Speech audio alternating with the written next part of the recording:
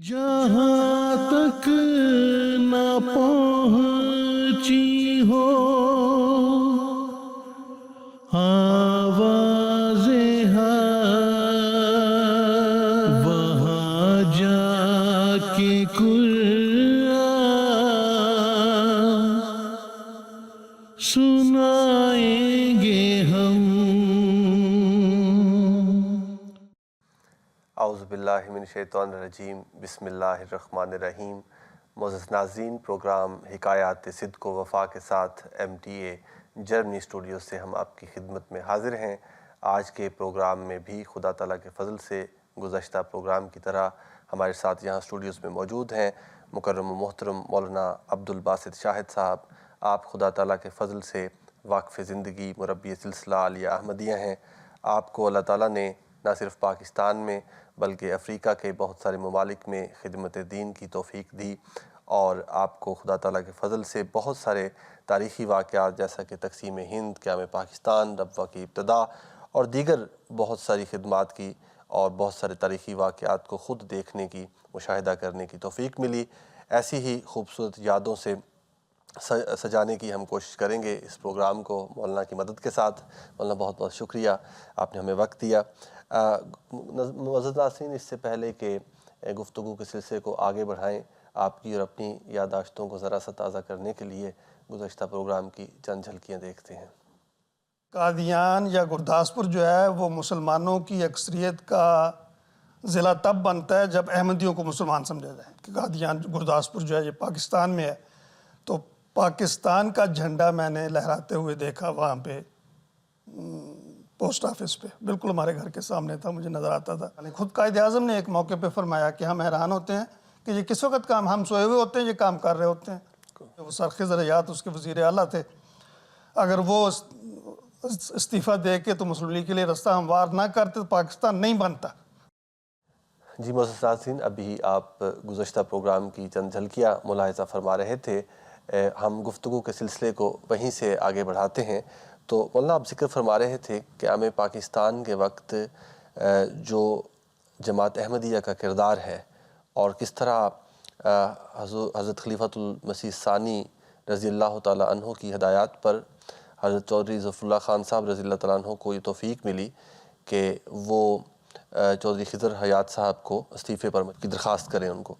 तो उसके बाद आगे जो सिलसिला है गुफ्तगू का, मैं दरख्वास्त करता हूँ कि वहीं से बढ़ाएं कि क्या में फिर तकसीम होती है और हिजरत होती है, तो इन मामलात को। ये बड़ा एक इंसानियत के माथे पर स्याह दाग है जो इस बड़े वसी पैमाने पर तबाही और बर्बादी हुई, इस वसी पैमाने पे खून रेज़ी हुई। यूँ लगता था कि इंसान इंसान नहीं रहा। और मेरा ख़्याल है कायद-ए-आज़म को भी ये अंदाज़ा नहीं होगा कि इतनी तबाही और बर्बादी इसके नतीजे में होगी। दूसरे जो लोग थे वो तो हिंदुस्तान कांग्रेस या हिंदुस्तान, वो तो उनके पास मुल्क मौजूद था, पहले से इस्टेब्लिश था, हर चीज़ चल रही थी। कायद-ए-आज़म ने नए सिरे से सारा पाकिस्तान को तिनका तिनका करके आशियाना बनाना था। तो वो ऐसे हालात हो गए कि गुरदासपुर का पहले ये ऐलान कर दिया गया कि गुरदासपुर पाकिस्तान में होगा, फिर कहा गया कि नहीं गुरदासपुर, वो उसकी साजिश जो है वो सारी लिटरेचर में आ चुकी है कि पंडित नेहरू और माउंटबेटन वगैरह उनकी साजिश थी ये। तो कादियान जो है हमारे ख़यालात के और हमारे ख्वाहिशात और तवक्कुआत के ख़िलाफ़ हिंदुस्तान में शामिल हो गया। उस वक़्त की हालत का मेरा ख़्याल है नक्शा खींचने के लिए मैं एक शायर की मदद लेता हूँ कि अहमदी शायर थे हमारे। वो ईद भी जिस वक्त ये ऐलान हुआ, ईद भी नज़दीक थी, तो उन्होंने कुछ शेर कहे, नज़म कही थी एक। वो मुझे तो शायद नज़म तो नहीं याद होगी, मैं एक शेर को जो मेरे जहन में है, उन्होंने कहा था कि शायर मग़मूम कहता है हिलाले ईद से, डूब भी जा जी मेरा जलता है तेरी दीद से। आसमां से क्या हमारे वास्ते लाया है तू, ईद तो आई नहीं है किस लिए आया तू। तो ये एहसासात थे सब अहमदियों के। लेकिन इस मैंने शायर का नाम इसलिए नहीं लिया कि हज़रत मुस्लिम मौद रज़ी अल्लाह अन्हु ने इस ख्याल को पसंद नहीं फरमाया। आपने फरमाया कि शहद की मक्खियों को लोग उड़ा देते हैं شہد کی مکھیاں اڑ کے دوسری جگہ اپنا جگہ بنا لیتی ہیں، وہاں شہد دینا شروع کر دیتی ہیں، کام کرتی ہیں، کوئی وقفہ نہیں آتا درمیان میں. ہم بھی اسی طرح سے کام کریں گے. بڑا ابتلاء کا وقت تھا. یعنی ہم حضور نے اس کے پہلے حضرت مسلم موعود ہمیں اس کے لیے تیار بھی کر رہے تھے، کیونکہ حضور کی جو فراست ہے جس کے متعلق کہا گیا ہے کہ اتقوا من فراست المومن فإنه ينظر بنور اللہ، مومن کی فراست سے بچو، وہ تو اللہ کے نور سے دیکھتا ہے. تو حضور نے ہمیں اس کام کے لیے حضور تیار فرما رہے تھے. حضور کے علم ایک جگہ حضور نے یہ مثال دی ہے کہ جیسے سرکنڈا، یہ جو کانا جسے ہم کہتے ہیں، بڑی وہ کمزور سی چیز ہوتی ہے، کہ جیسے سرکنڈے پہ چھت کھڑی ہو، یعنی شتیر پہ نہیں، بالوں پہ نہیں، لینٹر پہ نہیں، سرکنڈے پہ. یعنی ایسے حالات آ رہے تھے. حضور وہ دیکھ رہے تھے سارے، اور دعاؤں کے لیے تحریک فرما رہے تھے. مجھے اچھی طرح یاد ہے جب یہ ہوا ہے آخری جلسہ، اس میں حضور نے آخری جلسہ سالانہ قادیان کا، تو خاص طور پہ حضور نے دعاؤں کی تحریک فرمائی کہ دعائیں کرنی چاہیے کہ ہمارے لیے بہت عجیب حالات، بہت غلط حالات آ رہے ہیں. بہت اچھا. اس زمانے کی ایک چیز میرا خیال ہے وہ میں تاریخی لحاظ سے محفوظ ہو جائے تو اچھا ہے. خطبہ حضور نے ایک دیا تھا اس زمانے میں.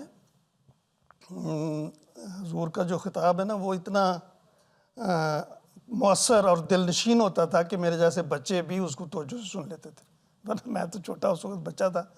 تو مجھے اچھی طرح یاد ہے مسجد اقصیٰ میں وہ خطبہ ہو رہا تھا، تو حضور نے فرمایا کہ کسی اخبار نے یہ لکھا ہے کہ ان کو یہ بھول گیا ہے کہ ان کو افغانستان میں ان کے ساتھ کیا سلوک ہوا تھا، تو پاکستان میں بھی ان کے ساتھ ویسا ہی سلوک ہوگا. حضور نے اس میں بڑا ایک جلالی خطبہ دیا. حضور کا جو خطاب ہوتا تھا بڑا دل نشین ہوتا تھا، بڑا مؤثر ہوتا تھا. اور میں سمجھتا ہوں اس لحاظ سے اور کوئی لیکچرر یا کوئی جو اوریٹر ہے وہ حضور کا مقابلہ نہیں کر سکتا کہ اس میں کوئی لطیفہ نہیں ہے، کوئی بزلہ سنجی نہیں ہے، کوئی ہنسانے کا سامان نہیں ہے، کوئی ہاتھ ہلانے کے اشارے نہیں ہیں. آرام سے، وقار سے، متانت سے، لیکن ہر بات علمی بات ہو، مشکل بات ہو، سیاسی بات ہو، اس کو آسان لفظوں میں بیان فرماتے تھے. بڑی بات تھی یہ حضور کی.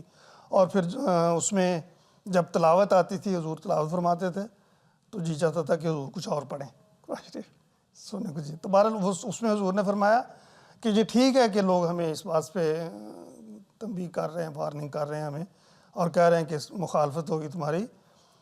یہ اول تو ہندوؤں نے اور سکھوں نے ہمارے ساتھ کبھی کوئی تعاون کیا ہے کہ ہم یہ کہیں کہ ادھر نہیں جائیں، ہم ادھر چلے جائیں.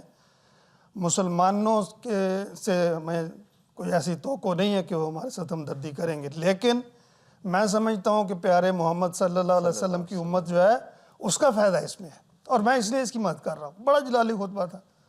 اور اس کے بعد لیکن اب پاکستان جو بنا تو حالات بعد کی بات ہے.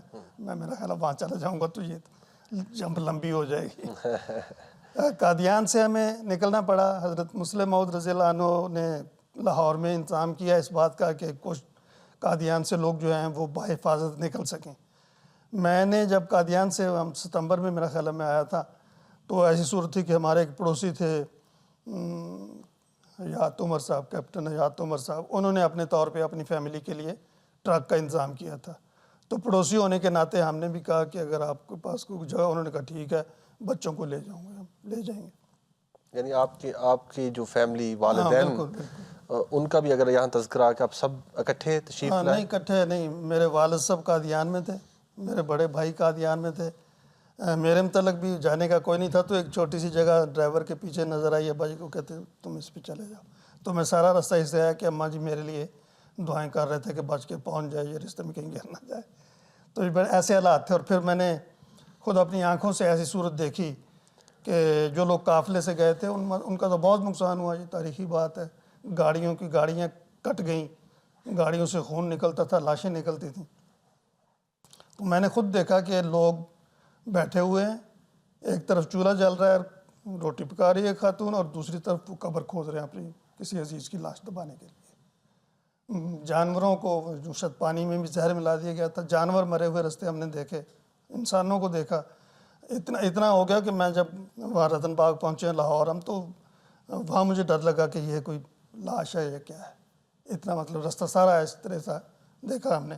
بٹالے جب ہم جا رہے تھے، بٹالے میں لوگ جمع تھے، پناہ گزینوں سے ہم کہتے تھے، پناہ گیر بھی کہتے تھے عام پنجابی میں.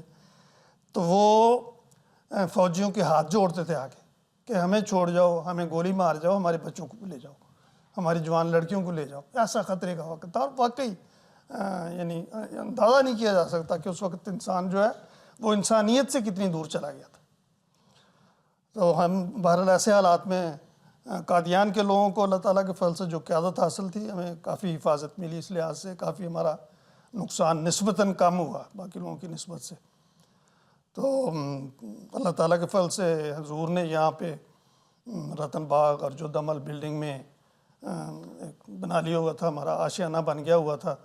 ہر شخص جو احمدی آتا تھا وہاں پہ سیدھا پہنچتا تھا، وہاں سے اس کو سکینت ملتی تھی، حضور کو دیکھ کے ایمان تازہ ہوتا تھا. اور حضور نے فرمایا، اور بڑی صحیح مثال دی، حضور نے فرمایا کہ ایک درخت کو اگر اکھاڑ کے دوسری جگہ لگانا ہو تو مالک کو مشکل پیش آتی ہے، میں تو پورا باغ جو ہے پوری جماعت کو اٹھا کے دوسری جگہ لگا رہا ہوں. درست. اور یہ حقیقت تھی. وہ میں جیسے بتایا کہ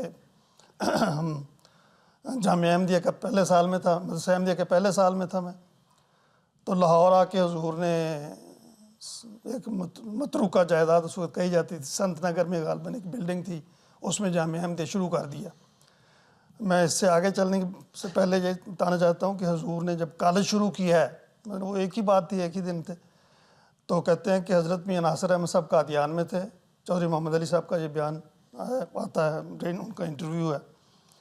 چودھری صاحب نے کہا کہ مجھے حضرت میاں صاحب نے فرمایا کہ جا کے کہنا کہ پرنسپل صاحب نے، میاں ناصر نے کہنا پرنسپل صاحب کا خیال ہے کہ ابھی کالج نہ شروع کیا جائے. وہ کہتے ہیں میں حضور کی خدمت میں حاضر ہوا. وہ کمیٹی بنی ہوئی تھی جو کالج کی، اس میں حضرت میاں بشیر احمد صاحب تھے، حضرت مولانا درد صاحب تھے، حضرت مولانا غلام فرید صاحب تھے، جن کا چودھری صاحب نے نام لیا، شاید اور بھی ہوں گے. تو کہتے ہیں میں نے کہا حضور، میں باتیں ہو رہی تھیں، میں حضور میں پرنسپل صاحب نے حضور کے لیے ایک میسیج دیا تھا کہ کیا کہا تھا انہوں نے کہا تھا کہ ابھی کالج نہ شروع کیا جائے، حالات ٹھیک نہیں ہیں. مولانا غلام فرید صاحب نے کہا حضور خیال تو میرا بھی یہی ہے.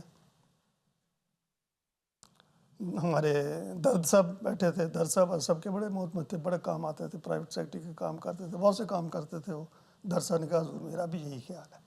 حضرت میاں صاحب نے بھی یہی فرمایا. تو کمیٹی کے تینوں ممبروں نے، پرنسپل صاحب نے، چودھری محمد علی صاحب نے یہ رائے دی. تو حضور نے اتنی اونچی آواز میں کہ شاید باہر سڑک تک آواز گئی ہو، فرمایا کالج بنے گا، زمین کے اوپر آسمان کے نیچے کہیں جگہ ملے وہ جگہ لے اور کالج شروع کرتے. اولو العزمی ہے. تو اسی طرح میں سمجھتا ہوں ہمارا جامعہ بھی بنا ہوگا. میں تو بچہ تھا، میں اس وقت کمیٹی وغیرہ میں تو شامل نہیں تھا. تو جامعہ جو ہمارا شروع ہوا لاہور میں، اس میں فرنیچر کے نام سے ایک ٹوٹی چٹائی تھی اور ایک کرسی پڑی تھی جو وہ اس لیے چھوڑ گئے تھے لوٹنے والے کہ وہ کسی کام کی نہیں ہے. اس کرسی پہ ہمارے جو اس وقت حضرت مولانا ابوالطاہر صاحب جو ہمارے پرنسپل بعد میں بنے، وہ تو بھی قادیان میں تھے. حضرت حافظ مبارک احمد صاحب ہمارے استاد تھے، وہ اس کرسی پہ ہوتے تھے. ہم سارے جو طالب علم کسی بھی کلاس کا وہاں بیٹھے ہوئے سب سے ان کے تجربات سے فائدہ اٹھاتے تھے. تو یہ پاکستان میں پہنچتے ہی تعلیم کا سلسلہ شروع ہو گیا. اور حضور نے تعلیم کے لیے کہ کوئی بھی دیکھیں، وہ بات یہی ہو جائے گی کہ جب بھی دیکھیں تجھے جلوہ نو دیکھا ہے. جس چیز کو بھی شروع کریں گے وہ اسی طرح ہو جائے گا. یعنی حضور ایک منتہی کی طرح، ایک ماہر کی طرح قیادت فرماتے تھے، رہنمائی فرماتے تھے. مجھے وہ یاد آ رہا ہے اس وقت، میرا خیال ہے اگر میں ذکر کروں تو غلط نہیں ہوگا اس وقت، مولانا غلام رسول مہر بہت بڑے صحافی تھے، بہت بڑے مورخ تھے.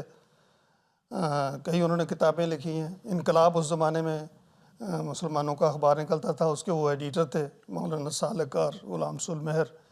غلام رسول مہر علامہ اقبال کے ساتھ جب گول میز کانفرنس ہوئی ہے تو اس وقت بطور پرائیویٹ سیکرٹری ان کے ساتھ بھی گئے تھے.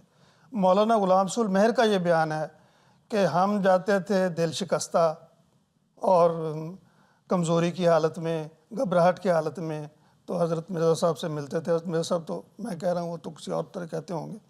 ان سے ملتے تھے تو ہم پر یقین دل کے ساتھ واپس آتے تھے.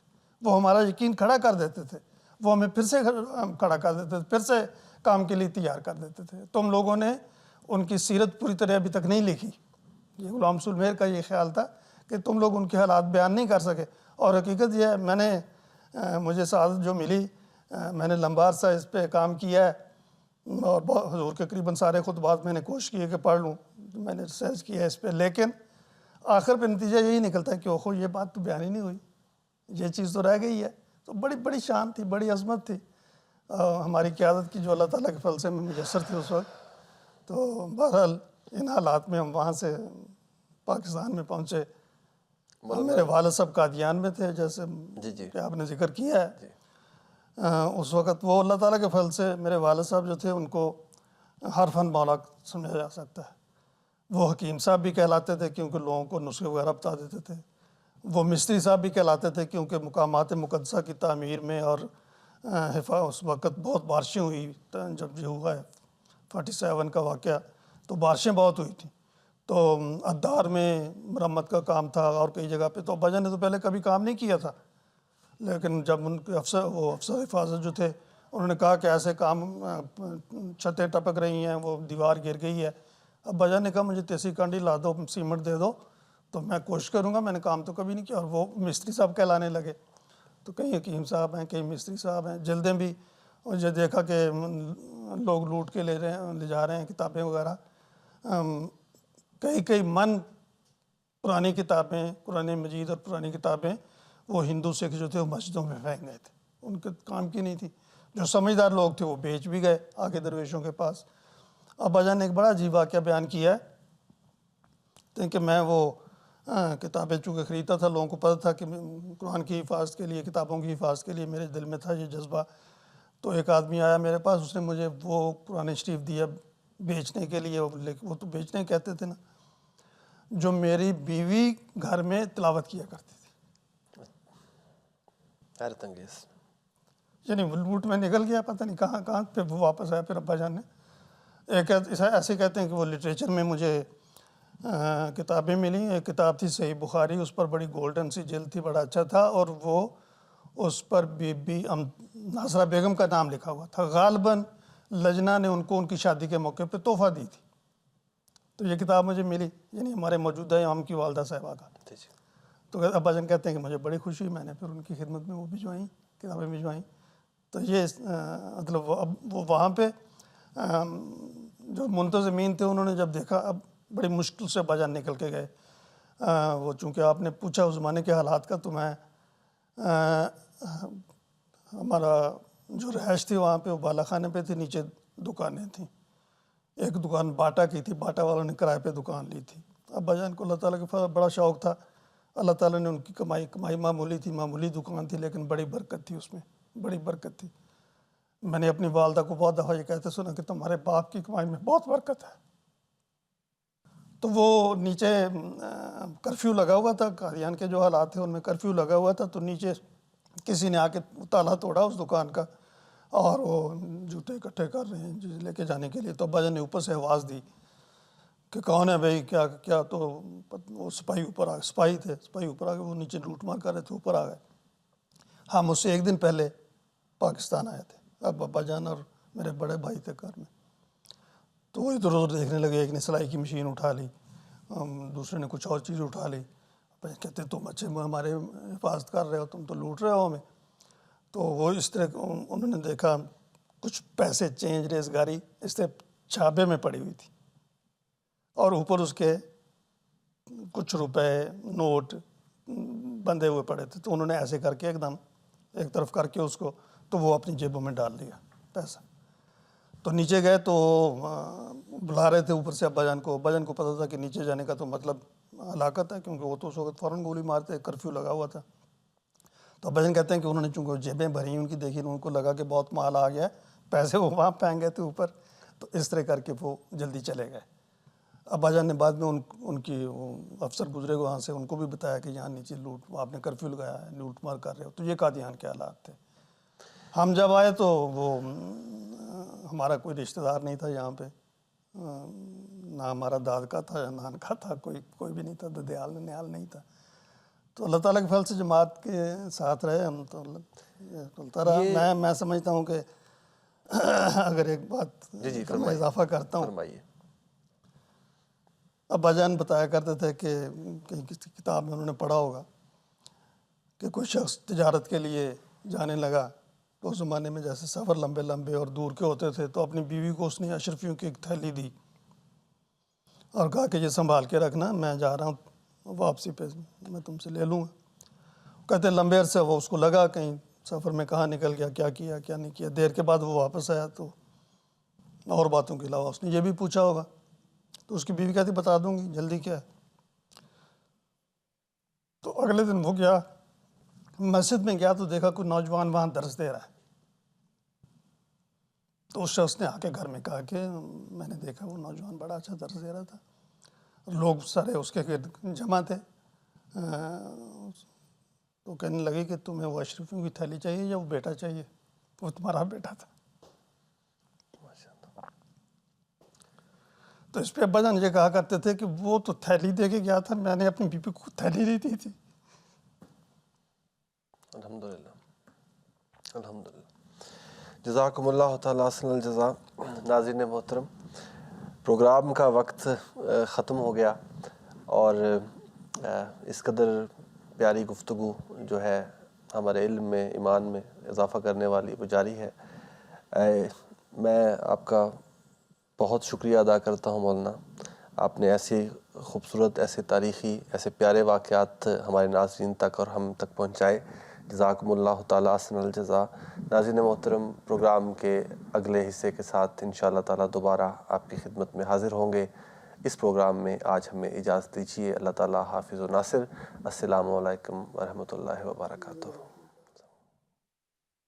جہاں تک نہ پہنچی ہو آواز وہاں جا کے قرآن سنائیں گے ہم۔